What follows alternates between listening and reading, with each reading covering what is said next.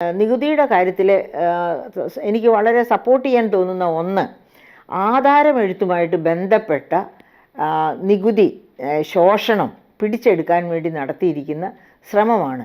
കേരളത്തിൻ്റെ ചരിത്രത്തിൽ ആദ്യം മുതൽ നോക്കിയാൽ അറിയാവുന്ന കാര്യമാണ് ഭൂമാഫിയ, ആധാരമെഴുത്ത് മാഫിയ, അതുപോലെ തന്നെയാണ് രജിസ്ട്രേഷൻ മാഫിയ, രജിസ്ട്രേഷൻ ഓഫീസുകൾ. ഈ 3 മാഫിയകളും കൂടി ചേർന്ന് കേരളത്തിൻ്റെ ഖജനാവിനെ കാലിയാക്കാൻ ഒരുപാട് ശ്രമങ്ങൾ നടത്തിയിട്ടുണ്ട്. എല്ലാ കാലഘട്ടത്തിലും അതാണ്. ഭൂമിയുടെ വില, ഭൂമിയുടെ ഫെയർ വാല്യൂ താഴ്ത്തി വെച്ച് ഇങ്ങനെയുള്ള ക്രയവിക്രയങ്ങൾ നടത്തി വലിയ തോതിൽ തട്ടിപ്പ് നടത്തിയിട്ടുണ്ട്.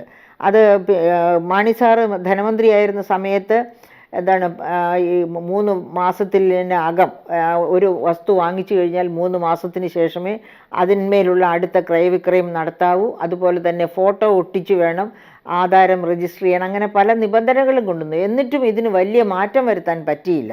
അപ്പോൾ ഇപ്പോൾ ശ്രീ ബാലഗോപാൽ കൊണ്ടുവന്നിരിക്കുന്ന മാർഗങ്ങളിലൂടെ ആ നികുതി വെട്ടിപ്പ് തടയാൻ കഴിയുമെങ്കിൽ അത് വളരെ സ്വാഗതാർഹമായ ഒരു നടപടിയായിട്ട് തന്നെ വേണം കരുതാനായിട്ട്. പിന്നെ ഇലക്ട്രിസിറ്റിയുടെ നികുതിയിൽ ചെറിയ രീതിയിലെങ്കിലും വർധനവ് വരുത്തി. ഓർമ്മിക്കണം, കേരളമാണ് മറ്റെല്ലാ സംസ്ഥാനങ്ങളെക്കാൾ ഉയർന്ന വൈദ്യുതി നികുതി കൊടുക്കുന്ന സംസ്ഥാനം. അപ്പോൾ വീണ്ടും വർദ്ധിപ്പിച്ചാൽ അത് 10 പൈസയാണെങ്കിൽ പോലും തീർച്ചയായിട്ടും അനീതിയാണ്, എതിർക്കപ്പെടേണ്ടതാണ്. അങ്ങനെ അതായത് വരുമാന സമാഹരണത്തിന് എടുത്തിരിക്കുന്ന ഈ മാർഗങ്ങളല്ല ശരിക്ക് വേണ്ടത്. ശരിക്ക് വേറെ ധാരാളം മാർഗങ്ങൾ, നികുതിയേതര വരുമാന മാർഗങ്ങളുണ്ട്. ആ മാർഗങ്ങൾ വേണ്ടത്ര ടാപ്പ് ചെയ്തതായിട്ട് ഈ ബജറ്റിൽ കാണാൻ കഴിയുന്നില്ല. എങ്കിലും ചില ശ്രമങ്ങളൊക്കെ ചില മേഖലകളിൽ നടത്തിയിട്ടുണ്ട്. അത് നല്ലത് തന്നെയാണ്. പിന്നെ ഏറ്റവും അത്യാവശ്യമായിട്ട് വേണ്ടത് വരുമാന സമാഹരണം വർദ്ധിപ്പിക്കണമെന്നുണ്ടെങ്കിൽ നികുതിയിലെ, അതായത് ഇപ്പോൾ ആംനസ്റ്റി കൊണ്ടുവന്നിട്ടുണ്ട്. ആംനസ്റ്റി കൊണ്ടുവന്നത് GST തന്നെ. അദ്ദേഹം പറഞ്ഞു 14,000 കോടിയോളം വരുമാനം GSTയുടെ വക തന്നെ പിരിച്ചെടുക്കാനുണ്ടെന്ന്. പക്ഷേ കേരളീയം നടത്തിയപ്പോൾ സ്പോൺസർഷിപ്പ് കളക്ട് ചെയ്തിട്ടുണ്ടേ, അത് നമ്മൾ മറക്കരുത്. അപ്പോൾ സ്പോൺസർഷിപ്പ് കളക്ട് ചെയ്തതിന് അവാർഡ് കിട്ടിയത് ആർക്കാണ്? നമ്മുടെ ഈ GSTയുടെയൊക്കെ മേധാവിക്കാണ് കിട്ടിയിരിക്കുന്നത്.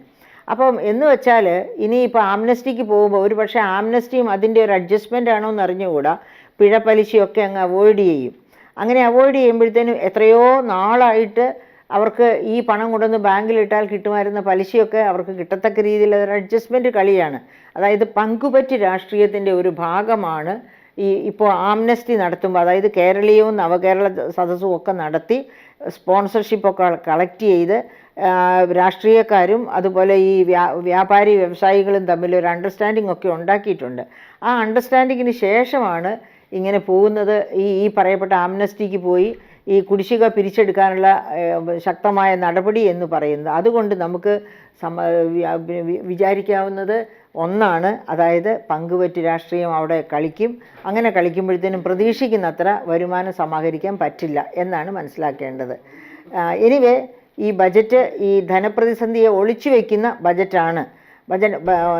ധനപ്രതിസന്ധിയുടെ ആഘാതം ഒന്നുമില്ല, സമ്പദ്ഘടന ആസ് യൂഷ്വൽ പോകുന്നു എന്ന ഒരു ചിന്താഗതി എല്ലാവരിലും ഊട്ടി ഉറപ്പിക്കത്തക്ക രീതിയിൽ കരുത്തോടെ വന്നാണ് ബാലഗോപാൽ ബജറ്റ് അവതരിപ്പിച്ചിരിക്കുന്നത്. ഇനി ഈ വർഷം എന്ത് നടക്കാൻ പോകുന്നു എന്ന് നാം കണ്ടറിയേണ്ടിയിരിക്കുന്നു. മദ്യത്തിൻ്റെ നികുതി അത്ഭുതമാണ് എനിക്ക്.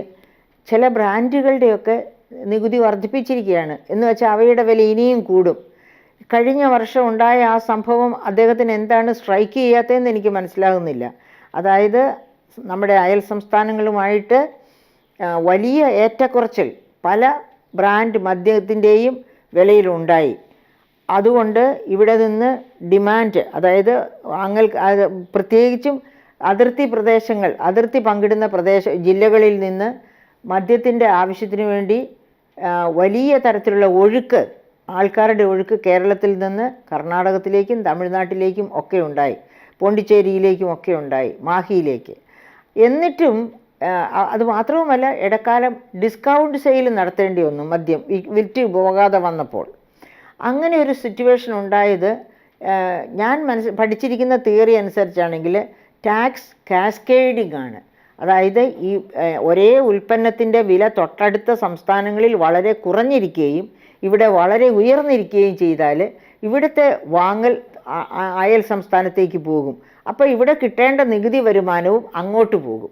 ആ പ്രതിഭാസത്തിനാണ് ടാക്സ് കാസ്കേഡിംഗ് എന്ന് പറയുന്നത്. അത് മദ്യത്തിൻ്റെ കാര്യത്തിലും ഇന്ധനത്തിൻ്റെ കാര്യത്തിലും കഴിഞ്ഞ വർഷവും അതിൻ്റെ തൊട്ടപ്പുറത്തെ വർഷവും ഒക്കെ ധാരാളമായിട്ടുണ്ടായിട്ടുണ്ട്.